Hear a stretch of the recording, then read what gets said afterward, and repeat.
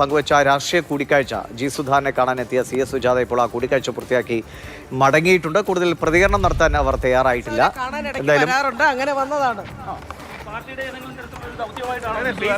Party membership പുതുക്കുമോ? Party membership പുതുക്കുമല്ലോ പറഞ്ഞിരുന്നു ചേച്ചി.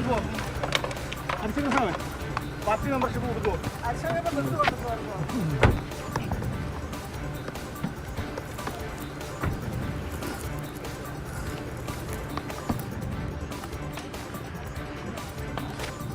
എന്താ പറഞ്ഞത്?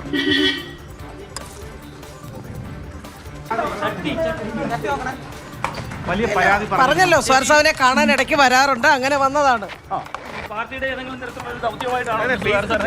അങ്ങനെ വന്നതാണ്. വേറെ കൂടുതൽ പ്രതികരണമൊന്നുമില്ല. രഘുനാഥ് നാരായണനുണ്ട്. രഘു പ്രതീക്ഷ തന്നെയാണ്. അതിൽ കൂടുതലൊന്നും അവർ പറയുമെന്ന് കരുതിയതുമല്ല. എങ്ങനെയാണ് അരുണയും നീക്കം വിജയിച്ചു എന്നാണോ നമുക്ക് മനസ്സിലാക്കാൻ കഴിയുന്നു?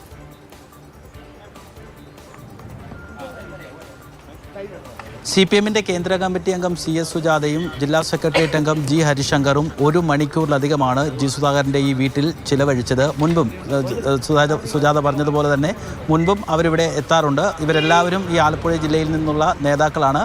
ഇവരുടെ വീടെല്ലാം അടുത്തടുത്താണ് എന്ന് മാത്രമല്ല ഹരിശങ്കർ ജി സുധാകരൻ്റെ ബന്ധു കൂടിയാണ്. പക്ഷേ അത്തരത്തിലുള്ളൊരു സൗഹൃദമായ സംഭാഷണത്തിനപ്പുറം പാർട്ടിയുടെ തീരുമാനങ്ങൾ, പാർട്ടിയുടെ കാര്യങ്ങൾ പറഞ്ഞറിയിക്കാൻ വേണ്ടി തന്നെയാണ് CPM-ന്റെ കേന്ദ്ര കമ്മിറ്റി അംഗമായ CS സുജാത ഇവിടെ എത്തിയത് എന്നുള്ളതാണ് വസ്തുത. എന്തെല്ലാം കാര്യങ്ങളാണ് പറഞ്ഞതെന്ന് നമുക്കിപ്പോൾ മനസ്സിലാക്കാൻ വേണ്ടി കഴിഞ്ഞില്ല. അല്പസമയത്തിനകം അതിൻ്റെ വിശദാംശങ്ങൾ നമുക്ക് ലഭിക്കും. എന്തായാലും തിരഞ്ഞെടുപ്പ് അടുത്ത ഘട്ടത്തിൽ ജി സുധാകരനോടൊരു പരസ്യമായ യുദ്ധത്തിന് പാർട്ടിയില്ല എന്നുള്ളതാണ് ഈ ഒരു കൂടിക്കാഴ്ച കൊണ്ട് വ്യക്തമാക്കുന്നത്. കഴിഞ്ഞ ദിവസം അഖിലേന്ത്യാ സെക്രട്ടറിയും സംസ്ഥാന സെക്രട്ടറിയും അടക്കമുള്ള സംസ്ഥാനത്തെ പ്രമുഖ നേതാക്കളെല്ലാം ജി സുധാകരനെ ഫോണിൽ ബന്ധപ്പെട്ടിരുന്നു. ഒരുപക്ഷെ നാളെ മുഖ്യമന്ത്രി വിവിധ പദ്ധതികൾ ഉദ്ഘാടനം ചെയ്യാൻ വേണ്ടി ആലപ്പുഴയിൽ എത്തുന്നുണ്ട്. ഒരുപക്ഷെ ജി സുധാകരൻ മുഖ്യമന്ത്രിയുമായി കണ്ടേക്കാം. അതോടുകൂടി താൽക്കാലികമായിട്ടെങ്കിലും ഈ പ്രശ്നത്തിന് പരിഹാരമാകുമെന്ന് നമുക്ക് പ്രതീക്ഷിക്കാം. കഴിഞ്ഞ 5 വർഷത്തിലധികമായി ജി സുധാകരൻ പലതവണ പലയിടങ്ങളിൽ സർക്കാരിനെയും പൊതുമരാമത്ത് വകുപ്പിനെയും മന്ത്രി സജി ചെറിയാനെയും അമ്പലപ്പുഴ MLA H സലാം അടക്കമുള്ള ആളുകളെ പ്രതിസന്ധിയിലാക്കുന്ന, പ്രതിരോധത്തിലാക്കുന്ന പല പ്രസ്താവനകളും നടത്തിയിരുന്നു. അന്നെല്ലാം ഈ അനുരഞ്ജന ചർച്ചകൾ നടന്നിരുന്നു.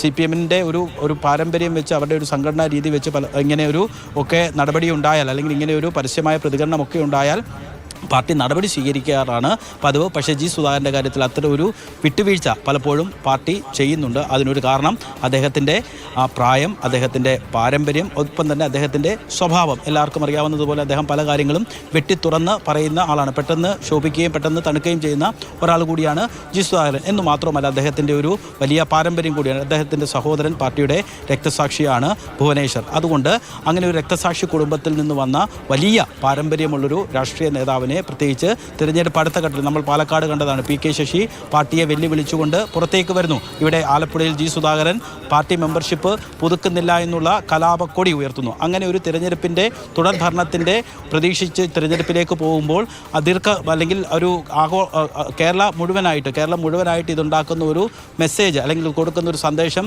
ശരിയായിരിക്കില്ല. കാരണം CPM-നുള്ളിൽ വലിയ കലാപം നടക്കുന്നു. മുൻപെങ്ങുമില്ലാത്ത വിധം നേതാക്കൾ കലാപക്കൊടി ഉയർത്തി, പരസ്യമായി കലാപക്കൊടി ഉയർത്തി പുറത്തേക്ക് പോകുന്ന ഒരു സന്ദേശം വരുന്നത് നിയമസഭാ തെരഞ്ഞെടുപ്പിൽ ചെറുതല്ലാത്ത ആഘാതം CPM-നുണ്ടാക്കും. അതുകൊണ്ടുകൂടിയാണ് ജി സുധാകരനെ അനുനയിപ്പിക്കാനുള്ള ഒരു നീക്കം CPM-ന്റെ കേന്ദ്ര കമ്മിറ്റി അംഗത്തിൻ്റെ ഭാഗത്തു നിന്നുണ്ടായത്. അവർ ഏതെങ്കിലും വ്യക്തിപരമായ അവരുടെ താല്പര്യം കൊണ്ട് വന്നതായിരിക്കില്ല.